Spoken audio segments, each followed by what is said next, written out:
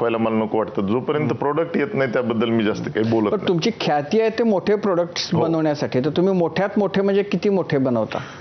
आतापर्यंत 600 kg पर्यंत बनवलं अॅल्युमिनियमचं, जी ह्या अर्ध्या रूमच्या साईजचं असू शकतं.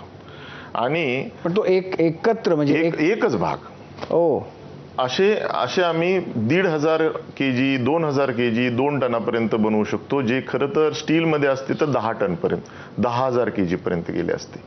असे हे वेगवेगळे आम्ही म्हणतो तुम्ही ड्रॉइंग घेऊन या, आम्ही तुम्हाला तो पार्ट बनवून देऊ. कितीही लांब असला, कितीही वजनदार असला तरी सुद्धा काही अडचण नाही. खरं तर म्हणजे आपण महाराष्ट्राला कायम असं म्हणजे महाराष्ट्र कायमच औद्योगिकदृष्ट्या प्रगत राज्य राहिलेलं आहे, पण गेल्या काही काळामध्ये महाराष्ट्र बदनामही झालेला आहे. आणि म्हणजे आपण उद्योग फ्रेंडली नाही आहोत, इंडस्ट्री फ्रेंडली. आणि ज्या पद्धतीचं वातावरण आपल्याकडं खास करून जिथं जिथं MIDC आहेत तिथले जे प्रकार तिथल्या ज्या कथा कहाण्या ऐकायला मिळतात.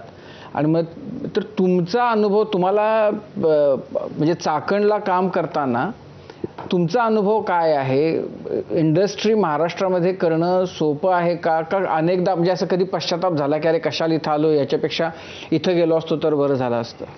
आता मी नेहमीच म्हणत असतो, माझ्यासारखा 31 वर्षाचा तरुण जेव्हा इथे येतो तेव्हा मागे न बघायचं, कारण मागे बघितलं तर कोरडवाहू जमीनच आहे आमच्याकडे.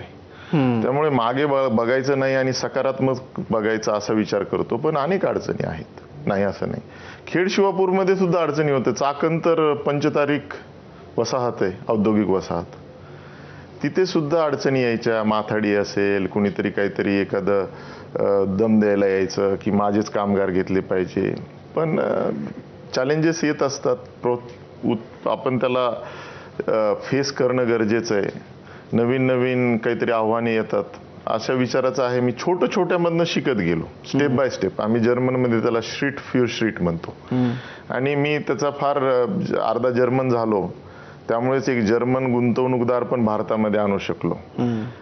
मी निगेटिव्ह साईड जास्त बघत